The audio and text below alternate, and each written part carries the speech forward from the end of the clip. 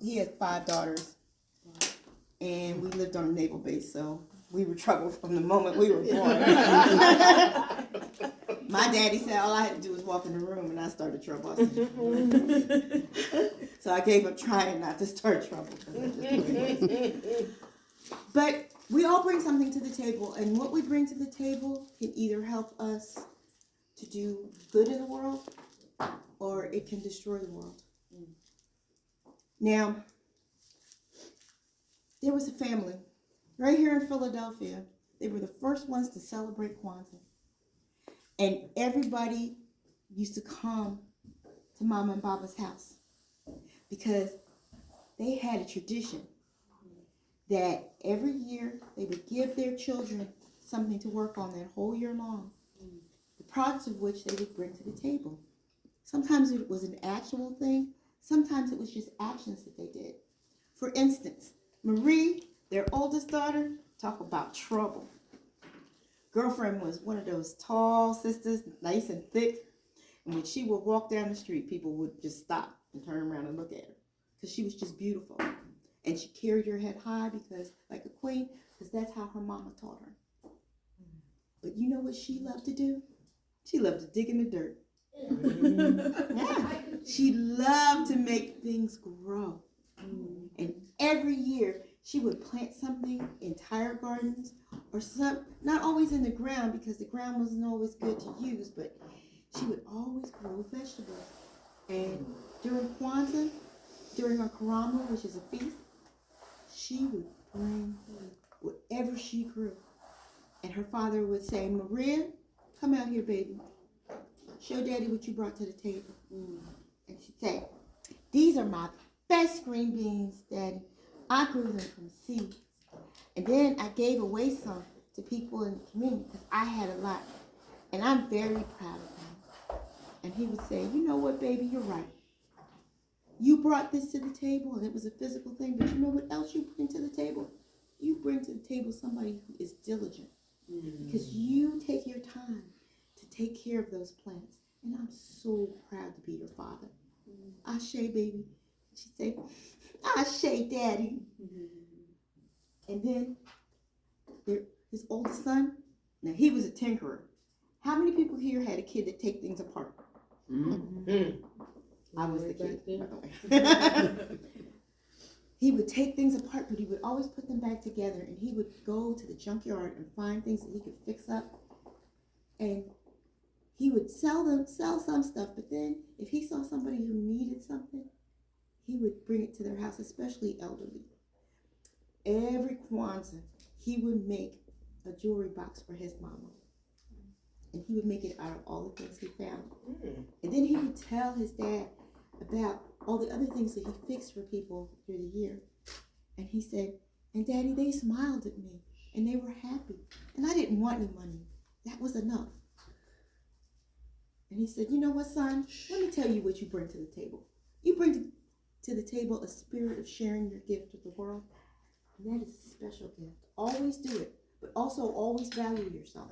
There's nothing wrong with asking a righteous price for whatever you give. Ashe, son? He'd say, Ashe, Daddy. Now, his next child was a girl child. He had 5 children in all, by the way. And his girl child, her name was Bernice. She was another one. Just beautified the world. But she was a decorator. You know, we all have the decorators, because I know my daughter, everything got to be in living color. She was always fixing up something. Always using her hands to make something beautiful. And she would give it away to people. But she would also sell some stuff on the side, and she would save that money just to do it all over again. And she said, Daddy, today I made the table runner for the table because I wanted us to have something beautiful for Kwanzaa. Her father looked at her and said, you know what, baby? It takes talent to make beautiful things in the world. I'm really proud of you. You keep on making beautiful things in the world, but just remember that you by yourself are enough. And you're beautiful just like you are. Ashe? Ashe, Daddy. Now the next son, that was Miles. Now he was a money man. We always got a money man. I see my money man over there. Hi, brother. That's the one. That's the one who can make a dollar holler. He always had some way to make some money. He'd sell candy or go do lawns, anything. But he would raise money, and always on Kwanzaa, he would take that pot of money and give it to a worthy cause. But he always made sure that that money he gave to his parents. He would say, Mom and Daddy, look, I raised this money just for you, okay? All right? His father said, okay. He said, cut out with the hand gesture, son. That's okay, son. He said, but you know what, son? I'm proud of you because you are an entrepreneur. And it takes knowledge and skill to be an entrepreneur. And you never cheat anybody. A hardworking man is hard to find. And I'm very proud to be your father. He said, thank you, Daddy. I'm proud to be your son, too. And then came their youngest son. His name was David. Now, David was a charmer. David was one of them little boys who would be like, but I can't do this myself. And people would just melt and do anything that David wanted. In the beginning, David used to always con his sister, let me cook your vegetables that you made this year. That'll be what I bring to the table. So he did that one year, and his father said, son, you really are, you did a good job of cooking these vegetables, but these were your sisters to bring to the table. And make sure that your efforts are what you put before you. Don't try to con other people into doing the hardest work for you. You can do it yourself because you are a smart, wonderful young man. Ashe, son? And say, Ashe, Dad. So one year, he found out that he could cook chicken. Look, not only could David cook chicken, David made that chicken that would fall off the bone. It was delicious. Then he started to feeling, I could do this. And he even went out with his brother who was the entrepreneur and earned some money just so that he could bring a big plate of chicken to the table. And the first time he did that, he was like 14. He said, Daddy, I brought my best chicken recipe this year. You'll like it. I even put a little curry in there, Daddy. His father ate some. He said, son, this is banging. All right. Cool. And he said, I'm very proud of you because this is the first time that you realized that you had to do everything from start to finish. And I'm proud that you understood that lesson because some people never learn that lesson, my son. He said, thank you, Dad. He said, you're welcome. Now, when David grew up, when he got to be about 18, 19, he got a full ride to Penn State. His brothers were so proud of him that his one brother went out and financed a car for him. The other, who was the mechanic, he fixed it up, got it all buffed up. It looked like new money. But they told him, both his brothers, said, be careful of the brothers in the neighborhood because they're kind of jealous of us. Because our father is here with us and he takes time with us and stuff. And not everybody can deal with that. So just watch your back, brother. And don't just let anybody get in your car and stuff either. Because remember, some folks have it out for you. But David, he didn't really listen to that. Because see, David believed that all people, nobody's not going to pay no attention to me. He didn't realize that he was a shiny star. Well, there was somebody in the neighborhood that looked out for him. Was really envious. Who had a really beautiful sister. And David was also a little bit of a Romeo. And he liked this girl. Now, the girl liked him too, but she knew how her brother was, so she was careful about bringing guys around her brother. But her brother said, I want you to go out with David. He said, why? He said, just do what I said. She was a little afraid of him. So she said, okay, all right. So she said, David, I think we could go out. David was thrilled. He polished up his car all day. And his brother said, now, remember what I said, brother? Be careful. Graduation was 2 weeks away. And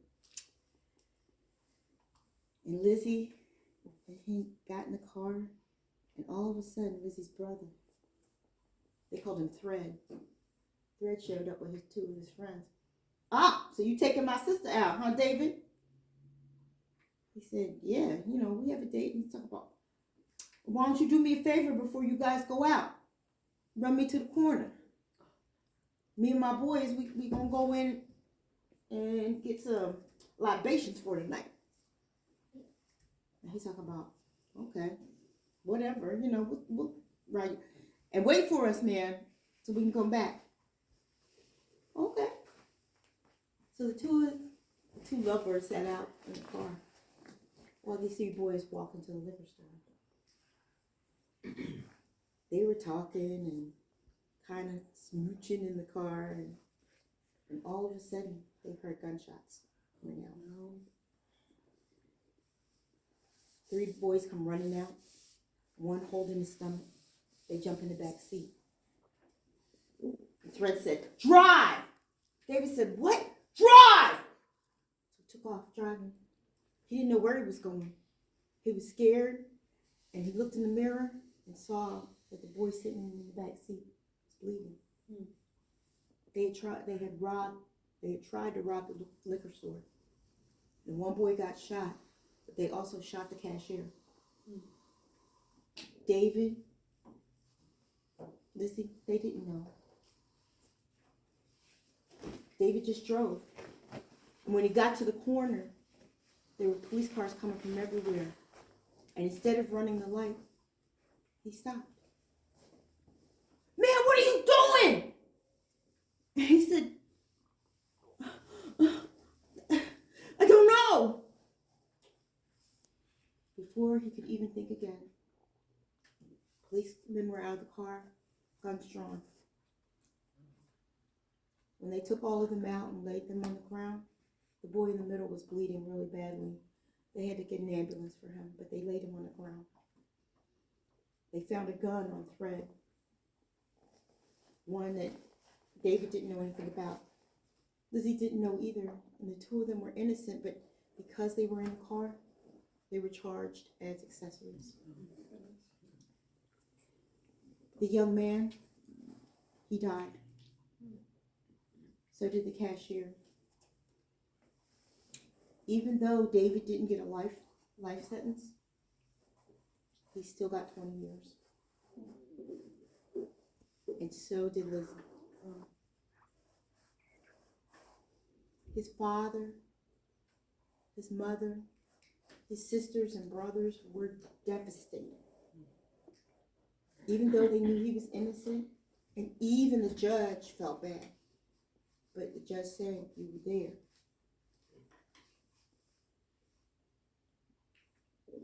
David went to jail. His mother came to see him. Both his sisters and one of his brothers, but one of his brothers couldn't just refuse. Was so angry at him because he had not listened. He told him to look out. He told him to use his brain for a change. He was so disappointed. His father had done time as a young man. He just couldn't see his son behind bars. His mother came to see him every chance she got. So did his sisters. So did his one brother. But his big brother finally came around too. Because he realized, we all make mistakes. We all fall short of God's glory. He also knew that it was a lesson that David had to learn. When David was about to give up, his mother said something to him and said, don't you remember what your father always told you? He always told you that you bring to the table that endurance. You can learn your lesson. You showed him. Show your father again. So David got himself together. He got his degree while he was in prison. He even taught other convicts. And he got out for good behavior. He got out early. Didn't even tell his mama he was getting out. Because he wanted to surprise her because he knew he'd be out just in time for Kwanzaa. He'd earned a little bit of money and got some chicken together and went to the back door so he knew his father wouldn't know. His mother and sisters were so thrilled to see him because they were in the kitchen.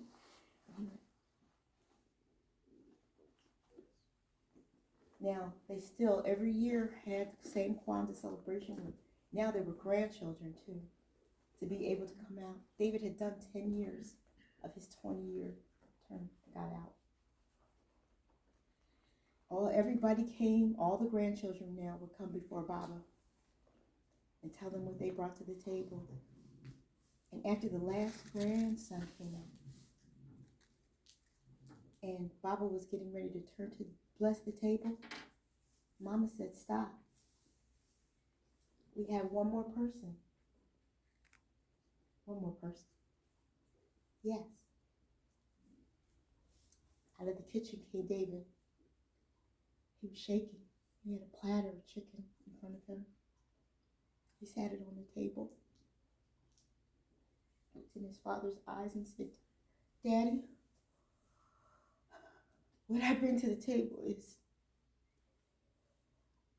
my last $6 that I had. I did the best I could. I know it's not a big platter, but 10 years of getting my life together, and so I could be here with you, Dad. I bring, and tears were coming down his eyes. And when he looked up, his daddy was crying too. His father stood up. Now, his father wasn't as big and strong as he had been. He had gone through some health issues, and he stood with the cane, but Baba took that cane and put it aside. And he walked up to his son like this. And he hugged him really tight, and he said, "Son, let me tell you what you bring to the table. You bring humbleness. It takes everything for a man to humble himself, and you brought humbleness. Let me tell you what you bring to the table, son. You bring a good man who was in a bad situation. Let me tell you what you bring to this table, son. You bring life. Not everybody can do that. You know it. I'm so proud of you, and I'm ashamed that I didn't come and see you. But seeing you now means the world to me." He hugged him really tight. Then all the brothers in that room, neighbors, everyone who was there came and hugged those two men. And all the women did too. From that moment on, that young man, because he was still young, he did nothing but go up. Nowadays, what that young man is doing is teaching other young men that even though you fall, you can get back up.